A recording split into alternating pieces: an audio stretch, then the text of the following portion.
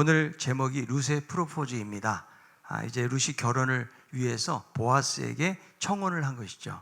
이미 결혼을 하신 분들은 결혼을 위해서 상대방 배우자에게 청혼을 받으신 경험이 있으실 것입니다. 아무리 시간이 오래 지나도 청혼 받을 때의 감동이라는 것은 쉽게 지워지지 않는다는 것입니다. 물론 프로포즈 없이 결혼을 한 경우도 있을 것입니다. 있기는 있어도 어떤 깜짝 놀랄 만한 감동이나 이벤트 없이 아주 싱거운 프로포즈를 받은 분도 계실 것입니다.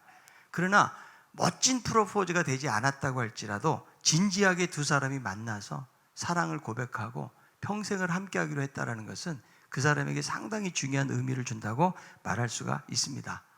프로포즈 그러면 상당히 낭만적으로 들리지만 프로포즈 했다고 해서 무조건 결혼을 할 수 있는 것은 아닙니다. 아마 우리 가운데서도 그런 경험이 있는 분들도 계시겠죠. 태자를 얼마든지 맞을 수도 있고 내가 놓을 수도 있다는 거죠. 그것은 그만큼 상대방과의 마음의 온도차가 크기 때문에, 혹은 극복하지 못하는 여러 가지 또 어려운 난제들을 만나서 결혼에 대해서 결단하지 못하기 때문에 그렇게 되는 경우가 있다는 것입니다. 나는 그 사람을 향해서 사랑한다라고 고백하고 결혼하자는데 거절당하는 거, 이것은 상당히 마음에 상처를 받는 일이라고 말할 수가 있습니다. 그래서 조심스럽기도 하고 어려운 것이다. 이 청혼을 할 때는 실패에 대한 부담감, 두려움을 가지고 해야 된다는 거예요. 오늘 본문에 보니까 룻이 보아스에게 프로포즈를 합니다. 남성인 보아스가 룻에게 한 것이 아니고 여성인 룻이 지금 남성에게 하고 있는 것이죠. 장소도 보니까 별로 낭만적이지 않아요. 타작 마당에서. 언제 이 프로포즈가 이루어집니까? 한밤중에. 그것도 보아스도 모르게 은밀하게 진행이 되고 있다는 것입니다. 여러분, 룻기 3장 1절에 보니까 시어머니 나오미가 상당히 이제 적극적으로 나옵니다. 이전에는 이제 베들레헴으로 돌아와 가지고 며느리 룻이 바깥에 나가서 열심히 일하도록 허락하는 정도였는데, 어느 날 룻이 나가서 많은 곡식을 가져온 거예요. 어디서 가져왔냐고 그랬더니 보아스라는 밭에서 이렇게 얻게 되었다. 근데 그 보아스가 자기의 남편 엘리멜렉이 가장 가까운 친척 중에 한 사람이기 때문에 여기에 너무나 감동을 받게 됩니다. 그리고 며느리 룻을 위해서 안식할 곳을 구하여 복되게 하겠다라고 그렇게 말을 한 바가 있죠. 그래서 이 룻에게 안식할 곳과 복되게 하는 것은 무엇을 말합니까? 바로 결혼을 의미하는 거예요. 고대 사회에서 여인이 혼자 사는 것만큼 힘든 것은 없습니다. 오늘날도 많이 힘들지만. 그래서 그 당시 홀로 사는 여인의 꿈이 뭐겠어요? 좋은 남편 만나서 자손을 이어가는 거. 이것이 하나님의 가장 큰 축복이고 안식이라고 여겼던 것입니다. 그래서 나오미는 룻을 위해서 결혼을 성사시키기 위해서 준비를 하게 되어지는데, 여러분, 프로포즈를 할 때는 타이밍이 정말 중요한 것이죠. 그래서 추수 후에 타작 마당에서 보아스가 가장 기분이 좋을 때를 선택해서 룻을 그곳으로 가게 합니다. 그래서 몸단장을 잘하고 이제 타작마당으로 가게 되어지는데, 보아스가 먹고 마시기를 다 하고 이제 이불에 들어가서 잠이 들면 그때 몰래 가만히 그의 발치 이불을 들고 거기에 누우라고 이야기합니다. 사실 여러분, 우리들은 이런 성경을 접하게 되면 이해가 잘 안 가죠. 여러분, 청혼하는데 밝은 날 해야 되잖아요. 그죠? 한밤중에 깜깜하게 보이지도 않는 그런 상황들 속에서 은밀하게 이루어지는 것이기 때문에, 이것은 고엘이라는 제도 속에서 이 청혼의 문화를 말하기 때문에 우리가 선명하게 이해가 되지 않는다는 거죠. 그래서 나오미는 룻에게 넌 이렇게 하기만 해라. 그럼 이제 보아스가 나머지 할 것이다 라고 요청을 하고 룻은 그대로 순종합니다. 이렇게 여러분, 은밀하게 이런 일들을 하는 데 있어서 어떤 일을 당하게 될지는 아무도 몰라요. 그런데 여러분, 룻을 보세요. 그저 순종하면서 따르고 있다는 거죠. 이 이방 여인이 이스라엘의 문화에 적응하기가 힘들지만 그냥 시어머니 말씀에는 아주 절대적으로 복종하고 있다는 거예요. 룻기 3장 5절에 있는 말씀이죠. 룻이 시어머니에게 이르되 어머니의 말씀대로 내가 다 행하리이다 하니라. 그래서 이 말씀을 보면 룻이 얼마나 순종을 잘하는 사람인지를 알 수가 있는 거예요. 여러분, 성경에 하나님께 쓰임받는 사람들의 가장 큰 특징이 뭔지 아세요? 순종을 잘하는 거예요. 얼마나 외모가 출중하고 가진 것이 많고 뛰어나고 이것이 아니에요. 이 사람이 어떤 자리에 있든지 간에 순종하는 자를 통해서 하나님이 쓰시는 것을 볼 수가 있거든요. 사실 여러분, 이 젊은 여인이 깜깜한 밤에 타작 마당에 몰래 숨어 들어가서는 무슨 일을 당하게 될지는 아무도 몰라요. 그리고 그 발치 이불을 들고 거기에 누우면 보아스가 알아서 할 일을 알려준다고 그랬는데 나중에 보면 그렇게 뭐 알려주는 것도 없어요. 이스라엘의 풍습도 모르고 무슨 일이 닥칠지도 모르지만 룻은 전혀 걱정하지 않고 적극적으로 순종하고 있다는 거예요. 그래서 여러분, 이 룻의 순종이라는 것은 단순히 어머니에 대한 순종으로 끝나는 것이 아니에요. 제가 이런 설교를 하면, 그래, 시어머니 말 잘 들어야 돼, 이 룻 좀 봐라, 얼마나 순종하니, 절대 순종이야, 뭐 그런 메시지가 아니고, 그것도 필요하겠지만, 그러나 룻은 어머니의 하나님이 나의 하나님이 된다. 그러니까 지금 어머니에게 순종하고 있지만 사실은 하나님 말씀에 순종하는 삶을 살고 있는 그런 룻을 우리는 볼 수 있어야 된다는 거죠. 여러분, 믿음과 순종이라는 것은 전혀 다른 것이 아닙니다. 우리는 믿음 따로 생각하고 순종 따로 생각을 해요. 근데 믿음과 순종이라는 것은 마치 동전의 양면과 같은 거예요.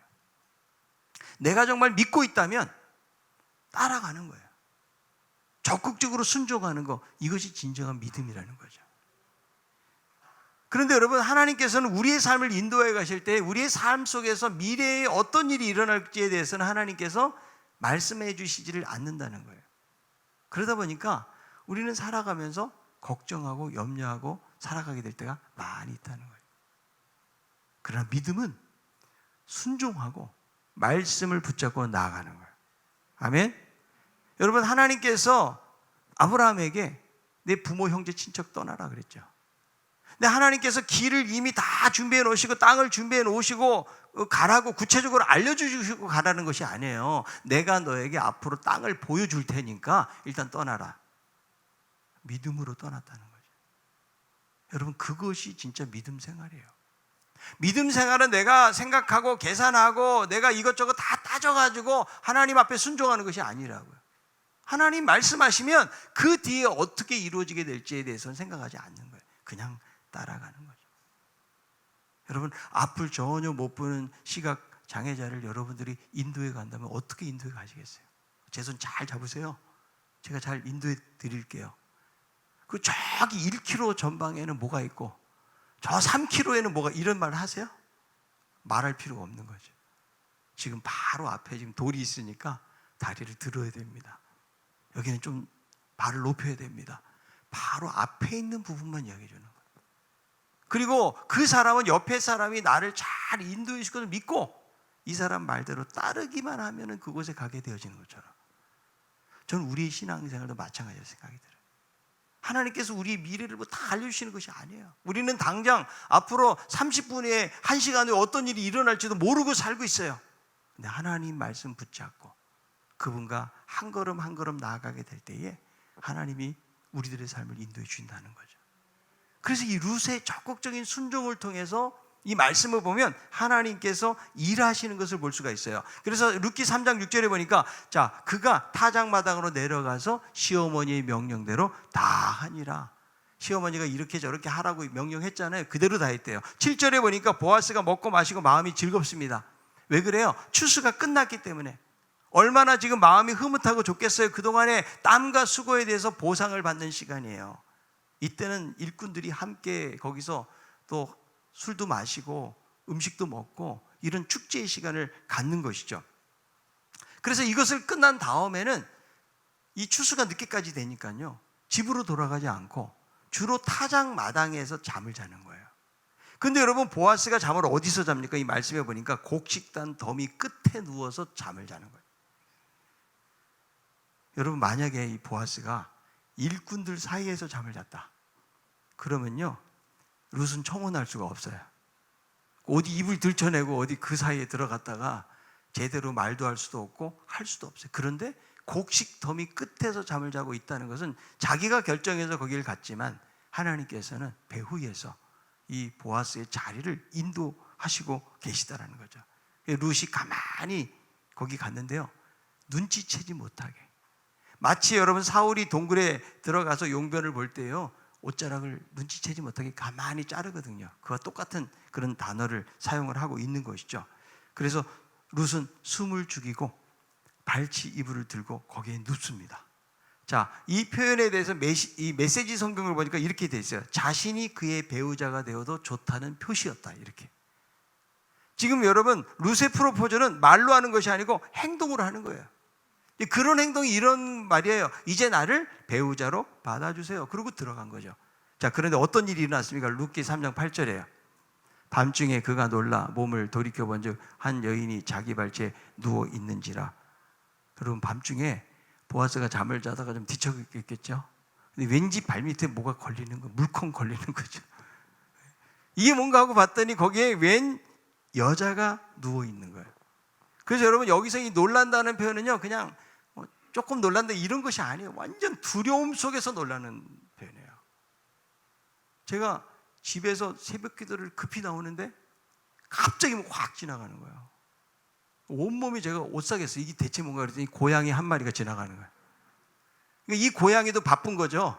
그냥 있다가 그냥 현관에서 뛰쳐 나오는 거를 저를 잘 못 보고 얘도 확 지나간 거죠. 그래서 그때 막 깜짝 놀란 적이 있거든요. 여러분, 밤중에 시골에 가서 하얀 옷 입고 머리가 긴 여자가 나타났다. 그럼 놀랍니까? 안 놀랍니까? 예? 여러분, 엄청 놀라지 않습니까? 지금 여러분, 우리는 도심에 살기 때문에 불빛이 없는 거를 상상을 잘 못해요. 여러분, 몇 년 전에 태국에 그 정글에 들어갔어요. 청년들하고 같이. 거기에 지금 커피 나무가 지금 자라고 있습니다.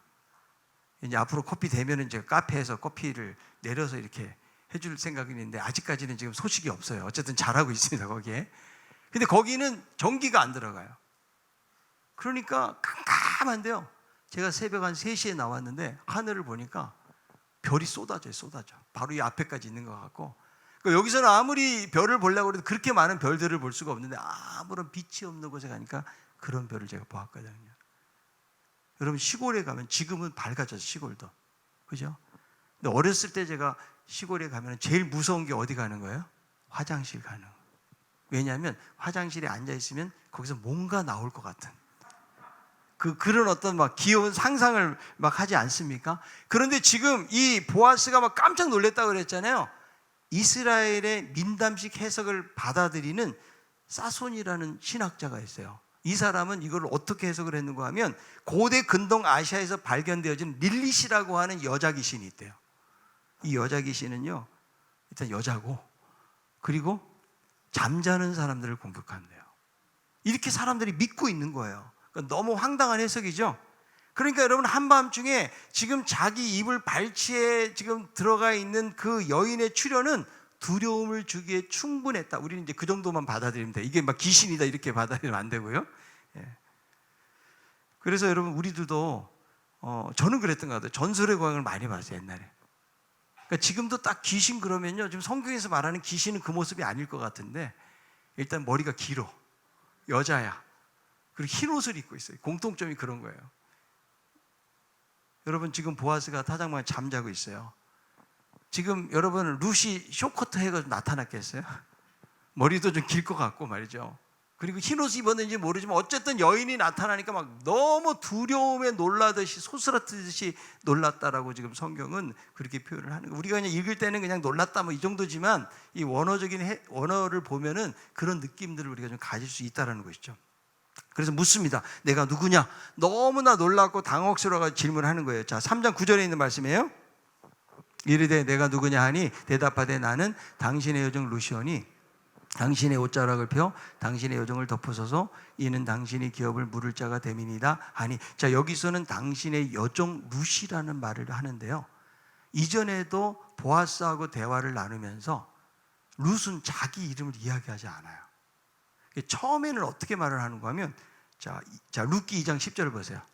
룻이 엎드려 얼굴을 땅에 대고 절하며 그에게 이르되 나는 이방 여인이거늘 당신이 어찌하여 내게 은혜를 베푸시며 나를 돌보시나이까 하니. 처음에는 이방 여인, 룻이라는 이름도 밝히지 않아요. 자, 그리고는 그 다음에 대화를 보면 조금 더 발전됩니다. 2장 13절이에요.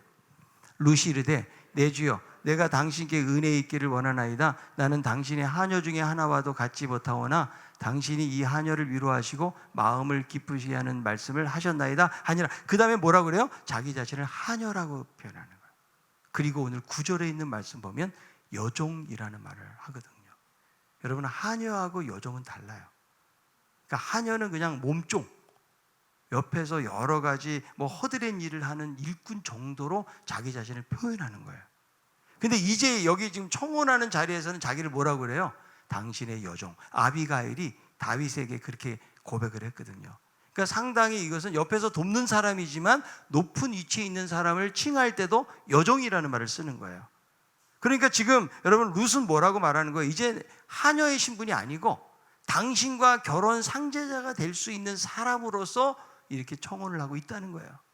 아내가 아니기 때문에 옆에 나란히 눕지는 못하지만 지금 청혼하는 단계이기 때문에 발치 이불에 누워 있으면서 결혼의 의사가 있다라는 사실을 지금 보아스에게 보여주고 있다는 거예요. 자, 그러면서 뭐라고 말합니까? 당신의 옷자락을 펴서 여종을 덮으소서. 그래서 여러분, 옷자락을 펴서 자신을 덮어달라는 말이 바로 청혼이에요. 이제 앞으로 우리 청년들이 만나면 당신의 옷자락을 펴서 저를 덮으소서. 아마 그렇게 되면 아마 상대방이 상당히 놀라겠죠.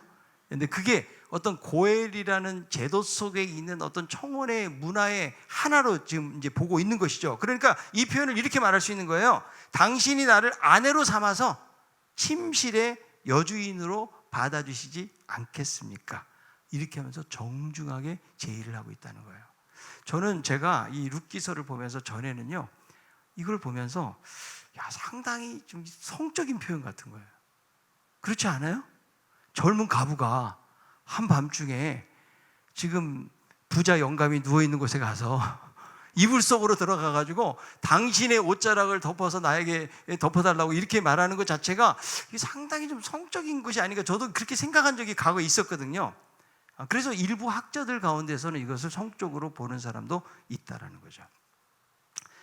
그런데 여러분, 만약에 이렇게 성적으로 유혹을 했다 그러면 보아스의 행동에 대해서 우리가 주의 깊게 생각을 해봐야 돼요. 만약에 정말 그랬다면 요셉처럼 막 도망을 갔다든지 아니면 룻을 조용히 껴안았다든지, 지금 여러분 술도 한 잔 먹고 축제적인 분위기 속에서 얼마든지 성적인 행동을 할 수가 있는 거예요. 그런데 보아스는 정말 침착하게 말을 합니다. 내 딸아, 여호와께서 내게 복 주시기를 원하노라. 여러분, 이 보아스의 대꾸를 볼 때에 이것은 어떤 성적인 행동이 아니고 그 당시 청혼을 위해서 하는 행동으로 우리가 이해하는 것이 훨씬 더 성경을 바로 보는 것이라고 말할 수가 있다는 거예요. 그러면서 무엇을 요구합니까? 당신의 옷자락을 펴서 당신의 여종을 덮어서서 그 이유가 있다면 당신이 바로 기업 물을 자가 되기 때문이라고 이야기를 하는 거죠. 그래서 여러분, 이 고엘이라는 말은 구속자라는 의미를 가지고 있는데요, 친척으로서 잃어버린 것을 되찾아주는 역할을 하는 거예요. 그래서 여러분, 이 고엘 제도 중에 가장 중요한 것 중에 하나가 무엇인가 하면, 형제가 자식이 없잖아요. 그러면 동생이 들어가는 거예요. 형이 자식 없이 죽었다. 그럼 동생이 형수를 취해가지고 자식을 낳게 하는 그런 제도가 이스라엘의 고엘 제도예요. 자, 한번 찾아봅시다. 신명기 25장 5절 6절이에요. 형제들이 함께 사는데 그중 하나가 죽고 아들이 없거든 그 죽은 자의 아내는 나가서 타인에게 시집가지 말 것이요, 그 남편의 형제가 그에게로 들어가서 그를 맞이하여 아내로 삼아 그의 남편이 형제된 의무를 그에게다 행할 것이요, 그 여인이 낳은 첫 아들이 그 죽은 형제의 이름을 잊게 하여 그 이름이 이스라엘 중에서 끊어지지 않게 할 것이니라. 그래서 여러분, 친족이 어려움을 당할 때 심지어는 동생이 형수와 함께 아이를 낳게 하는, 그래서 이런 어떤 제도를 하나님께서 이스라엘 백성들에게 주신 것이죠. 그러니까 이 룻이라는 여인도 남편이 잃고 자식이 없는 거예요. 그래서 이 친족과 결혼하는 것만이 이것이 가장 큰 자신의 어떤 소망이라고 말할 수가 있는 거죠. 사실 여러분, 이 일은 너무나 위험스러운 일이에요. 술에 취한 보아스가 어떤 일을 행하게 될지는 모르는 거죠. 자, 그런데 여러분, 재미있는 사실은 뭐냐면 룻이 어디 족속이에요? 모압 족속이죠. 여러분, 모압과 암몬이 어떻게 생겨나게 되었습니까? 롯, 아버지 롯이죠. 두 딸이 자식이 없으니까 술을 먹여요. 동침해가지고 나온 자식이 모압하고 암몬이에요. 근데 모압의 자손이었던 룻은 어때요? 자기 조상들과는 대조적인 행동을 취하고 있다는 거죠. 그러니까 룻은 지금 여러분 성적으로 유혹하는 것이 아니라는 거예요. 이것은 하나님 나라 기업에 대한 거룩한 열망을 가지고 있는 룻이에요. 단순히 여러분 남편을 얻고 땅을 차지하기엔 그런 것이 아니라고요. 이 자손들을 통해서 하나님의 영광이 드러나게 만드는 하나님 나라에 대한 어떤 기업에 대한 열망이 누구에게? 룻에게 있다라는 거죠. 그래서 고엘 제도에 대해서 지금 보아스에게 상기시키고 있는 거예요.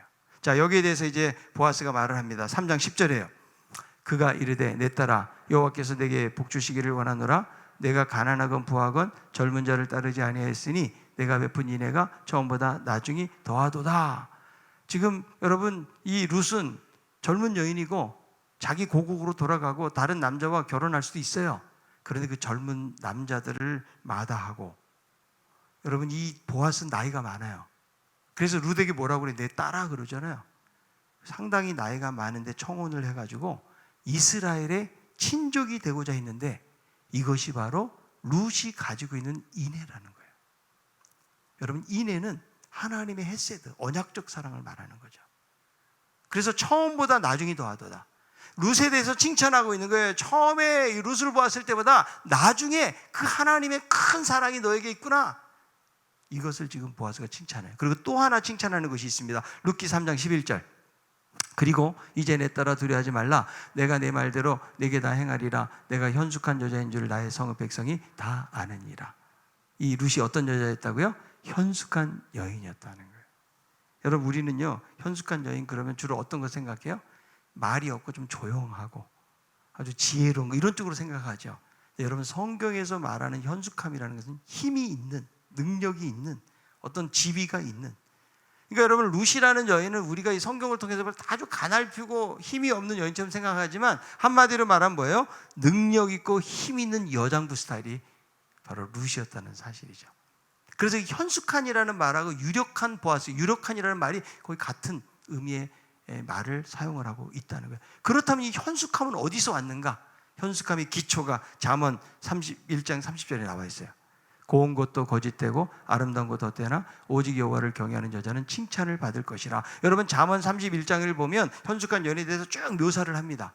그리고 이 30절에서 여호와를 경외하는 여자라는 말이 나와요. 그러니까 여러분 현숙함이 단순히 세상에서 뭐 외모가 출중하고 또 성품이 따뜻하고 어떤 뭐 덕을 세우는 이런 차원이 아니고 하나님을 경외함, 이것이 가장 기초가 되어 있는 거예요. 그러니까 여러분 룻이라는 여인이 모압에서 온 여자이고 젊은 여자였지만 이 룻은 단순히 사람들에게 좋은 성품으로만 다가간 사람이 아니고 하나님을 경외하는 그 기초, 그것이 이 사람에게 있었다라는 거죠. 그리고 이것을 누가 다 한다고요? 동네 사람들이 다 한다. 그러니까 여러분 지금 누가 만난 거예요? 유력한 남자하고 현숙한 여인이 만났다는 거예요. 저는 이 말씀을 통해서 보면서 우리 남성들은 유력한 사람들이 되길 바랍니다. 아멘. 남성들 아멘. 우리 여성들은 현숙한 여인들이 되길 바랍니다. 자, 옆에 있는 분에게 남자면 유력한 사람 되세요. 여자면 현숙한 사람 되세요.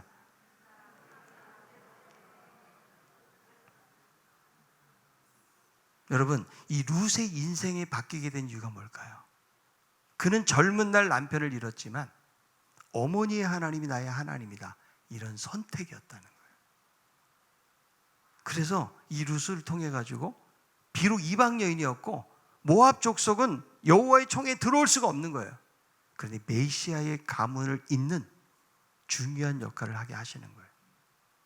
여러분 우리는 어디서 이 룻의 이런 모습을 찾을 수 있는가? 룻이라는 사람이 하나님이 쓰시는 사람이 여러분 그냥 아무것도 안 하고 그냥 나 하나님 그냥 따라갈게요, 그리고 그 정도로 끝나는 사람이 아니라는 걸 보여주는 거예요.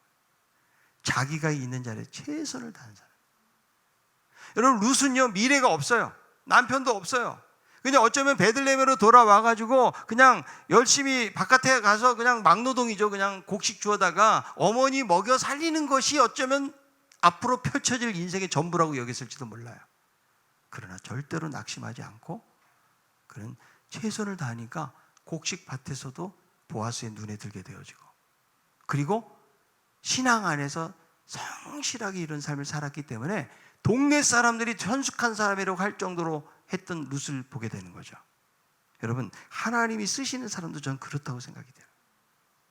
내가 어떤 세상에서 얼마나 외모가 출중하고 뭐 가진 것이 많고 내가 어떤 지혜에 있느냐가 중요한 것이 아니에요. 내가 어떤 처지와 형편에 있든지 간에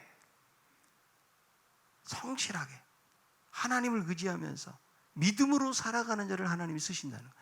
여러분, 요셉 스토리에 대해서 우리가 새벽기도 요즘 최근에 보고 있잖아요. 요셉이 감옥에 가든 노예로 팔려가든 그는 전혀 불평하지 않아요. 그저 자기에게 주어진 일들을 최선을 다해서 할 때에 하나님께서 요셉을 세우시는 거 보게 되어지는데, 여러분, 요셉이 언제 국무총리 되게 해달라고 기도한 적이 있어요? 없어요. 생각도 한 적이 없다고. 하나님 주신 꿈밖에 없다고요. 하나님 이루시잖아요. 여러분, 다윗도 보세요. 사무엘이 기름 부으러 갔는데 형들은 다 집에 있어요. 근데 혼자 막내가요 바깥에 나와서 일하고 있다고요. 그래서 불러오라고 그러잖아요. 성실한 목동 다윗을 하나님이 쓰시지 않습니까? 여러분, 룻도 마찬가지예요. 현숙한 여인으로 하나님을 믿고 의지하면서 자기의 자리에 최선을 다해서 지켰기 때문에 하나님께서 쓰셨다라는 거죠. 여러분, 우리들도 여러분 마찬가지로 생각이 들어요. 앞으로 미래가 없어. 어쩌면 나에게 내 형편만 가지고는 어떤 일이 벌어질지 모르는, 어쩌면 불안하고 걱정스러운 삶을 살아가는지는 몰라도 날마다 주시는 하나님의 말씀을 붙잡고 우리의 자리를 지키면서 성실하게 일해갈 때 하나님이 우리 한 사람 한 사람을 귀하게 쓰실 줄로 믿습니다. 그래서 여러분, 보아스는요 룻의 프로포즈를 받아들입니다. 아마 이 룻이 형편없는 사람이었고 현숙하지 않았다면 보아스도 청혼을 하지 않았을 것입니다. 그러나 룻이 현숙한 여인이라는 사실을 온 동네가 알고 있었고 지금 보아스의 마음에도 그것이 있었던 것 같아요. 그리고 보아스도 나이가 많은 데다가 자기보다 기업을 물을 수 있는 우선순위의 사람들이 있었기 때문에 제대로 나설 수가 없었던 거예요. 자, 룻기 3장 13절 읽어봅니다. 이 밤에 여기서 머무르라. 아침에 그가 기업 물을 자의 책임을 내게 이행하려 하면 좋으니 그가 그 기업 물을 자의 책임을 행할 것이니라. 만일 그가 기업 물을 자의 책임을 내게 이행하기를 기뻐하지 아니하면 여호와께서 살아계심을 두고 맹세하노니 내가 기업 물을 자의 책임을 내게 이행하리라. 아침까지 누워 있을지니라 하는지라. 그러니까 여러분, 이 기업을 물으는 책임을 가진 사람의 우선순위가 있는 거죠. 지금 보아스는 두 번째예요.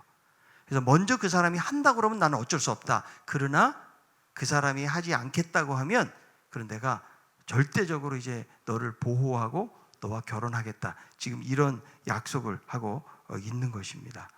그래서 룻도 적극적으로 청혼을 했고 보아스도 한밤중에 타작마당에 들어온 이 여인을 탐하지 않고 하나님의 백성답게 일을 아름답게 처리하고 있다는 것입니다. 그리고 집에서 누가 기다려요?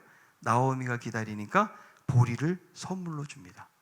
자, 집에 돌아온 룻이 자초지종을 나오미에게 다 이야기하죠. 그랬더니 나오미가 이런 말이에요. 이제는 더 이상 다른 계획 세우지 말고 기다려라. 여러분, 이 태도가 바로 신앙인들이 가져야 될 태도예요. 모든 일에 최선을 다한 후에 일의 결국을 하나님께로부터 옴을 믿고 기다리는 거예요. 우리가 쓸데없는 염려, 걱정들을 내려놓고 하나님이 최종 결론을 주신다. 여러분, 이런 믿음을 가지고 기다리는 것이 신앙인의 태도인 것을 우리는 말씀을 통해 볼 수가 있는 것입니다. 한밤중에 다른 사람들 몰래 이루어진 이 룻의 프로포즈는 성공적으로 끝이 납니다. 이 타작마당에서 일어난 일은 보아스와 룻 사이에 은밀하게 일어난 일 같지만 모든 일의 배후에는 하나님의 보이지 않는 손길이 적극적으로 움직이고 있다는 사실에 대해서도 우리는 성경을 보면서 알아야 되는 것입니다. 자, 우리들도 이제 하나님의 주권의 모든 것을 맡기는 거예요. 당장의 형편은 뭐 탐탁지 못하고 넉넉지 못하고 부족하고 미래가 보이지 않는다고 할지라도 하나님이 내 인생을 지금까지 인도하시고 앞으로도 인도하실 것이라는 그 믿음 가지고 우리가 순종하면서 나아가게 될 때에 하나님이 연약하고 미천하고 부족한 룻을 통해서 메시아의 가문을 이어가는 사람으로 사용하셨던 것처럼 연약한 우리 한 사람 한 사람도 하나님 나라를 위해서 귀하게 사용해 주실 줄로 믿습니다. 이런 믿음으로 나아가는 우리 모두가 다 될 수 있기를 바랍니다.